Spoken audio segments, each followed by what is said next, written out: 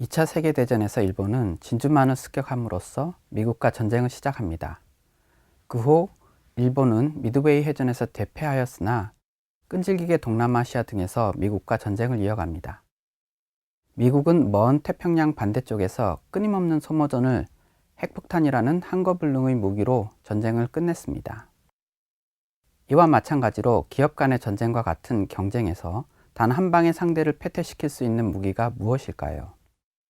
바로 지식재산권입니다. 기업은 시장에서 다양한 방식으로 경쟁을 합니다. 가격 경쟁, 마케팅 경쟁, 브랜드 전략, 기술 혁신 전략 등이 그것입니다. 그 어떠한 것도 한 번에 상대방을 경쟁 제품 시장에서 또는 아예 경쟁 자체에서 배제시키지는 못합니다. 그러나 단 한 번의 지식재산권 분쟁으로 경쟁 제품 시장에서 퇴출당하거나 아예 기업이 도산한 사례는 적지 않습니다. 그만큼 지식재산은 세계적 기업으로 성장하기 위해서는 한 번은 넘어야 할 산이라고 할 수 있습니다.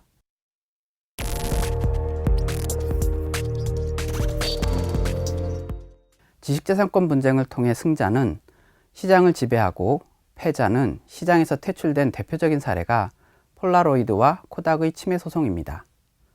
폴라로이드가 주도해온 즉석사진 시장에서 코닥이 진입하여 경쟁하게 되었고, 이에 폴라로이드는 1976년 연방법원에 코닥을 상대로 특허 침해 소송을 제기하였습니다. 15년간의 특허 분쟁은 1990년 코닥이 폴라로이드의 즉석카메라 원천 특허를 침해하였다는 판결로 종결되었습니다. 코닥은 이로 인해 손해배상금 9억 2,500만 달러를 폴라로이드에 배상하였고 15억 달러를 투자한 생산 공장은 폐쇄해야 했습니다. 또한 이미 판매한 1,600만 개의 즉석 카메라를 회수하여 5억 달러의 손실을 보는 등 막대한 타격을 입게 됩니다. 결과적으로 경제적 손해와 회사의 이미지에 큰 타격을 입고 즉석 시장에서 퇴출되었습니다. 이렇듯 지식재산권 분쟁은 치명적인 것입니다. 그러나 반대의 사례도 많습니다.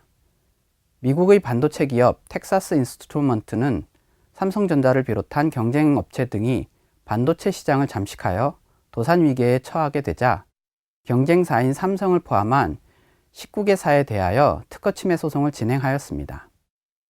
일본 회사들은 이미 반도체 관련 특허를 충분히 보유하고 있었기 때문에 크로스 라이센싱 협상을 통해 1억 3천만 달러를 지급하였습니다. 반면 삼성은 항소하였으나 패소하여 단독으로 8,500만 달러를 배상하였습니다. 이렇게 TI는 1992년 기술료로만 3.9억 달러를 획득하는 등 반도체 제조기업에서 NPE, 즉 생산을 하지 않으면서 지식재산을 이용한 경영 전략으로 선회함으로써 파산 직전에서 다시 기업을 살릴 수 있었습니다.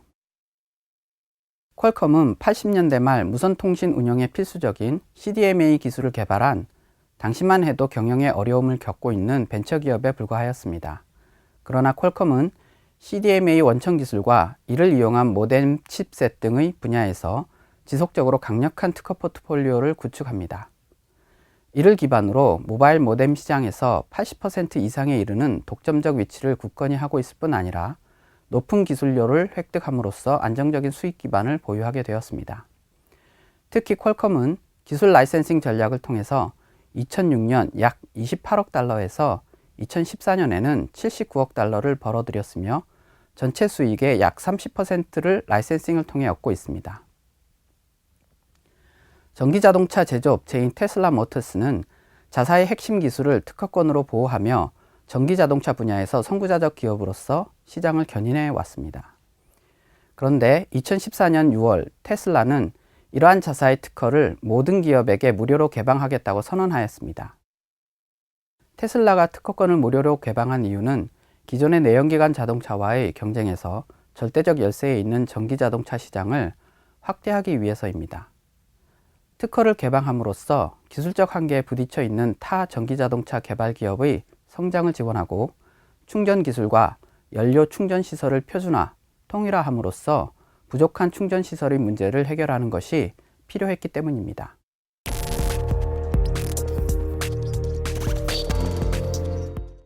이렇듯 지식재산권의 전략적 경영은 기업을 기사회생시키고 작은 기업을 세계적 기업으로 성장시키기도 하고 시장을 확대하기도 하는 등 기업의 흥망성쇠를 결정지을 정도로 중요합니다.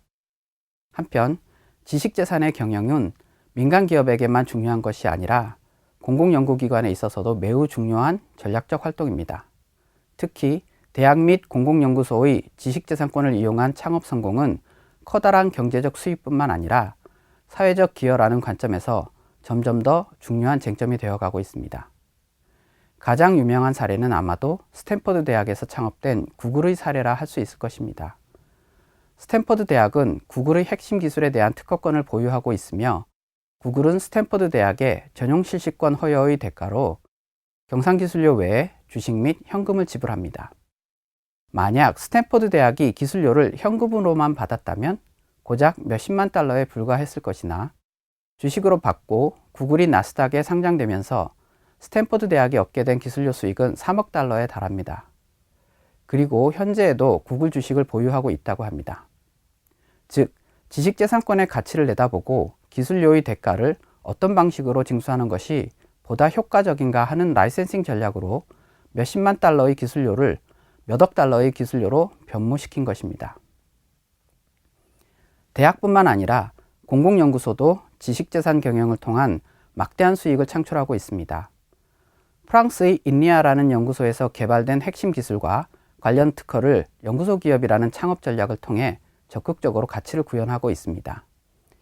이를 위해서 인리아는 기술 이전 부서뿐만 아니라 자본 투자를 통해 기업 성장을 지원하는 인리아 트랜스퍼트, 초기 자본 투자를 통해 효과적인 기업 설립을 지원하는 아이소스게스천이라는 투자 펀드를 운영하고 있습니다.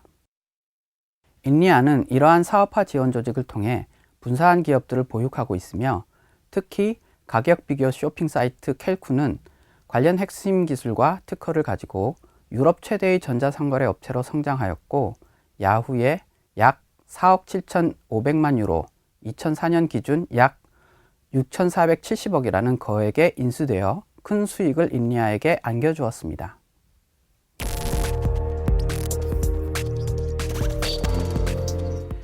이렇듯 세계적인 기업이나 공공연구기관들은 그들을 그 위치에 있게 한 그들만의 지식재산 경영 전략을 가지고 있습니다. 지금의 글로벌 지식재산 시스템 하에서는 지식재산 경영 전략 없이는 선발 기업이나 경쟁 기업의 공격에서 살아남기 어렵기 때문에 글로벌 기업으로 성장할 수 없습니다. 뿐만 아니라 공공연구기관도 그들의 과학기술적 성과에 대한 합당한 대가, 기술혁신 동기, 사회적 기여를 충분히 이뤄내기 어렵습니다. 한 연구 논문에 의하면 기업이 보유한 지식재산권의 건수가 증가할 때 기업의 도산 위험이 유의미하게 감소하였고 이러한 지식재산의 양적 효과는 창업 후 5년 이내에 기업에서 더욱 분명하게 나타난다고 합니다. 창업기 이후에는 지식재산권의 양보다는 질적인 우수성이 증가할수록 도산 위험이 감소했다고 합니다.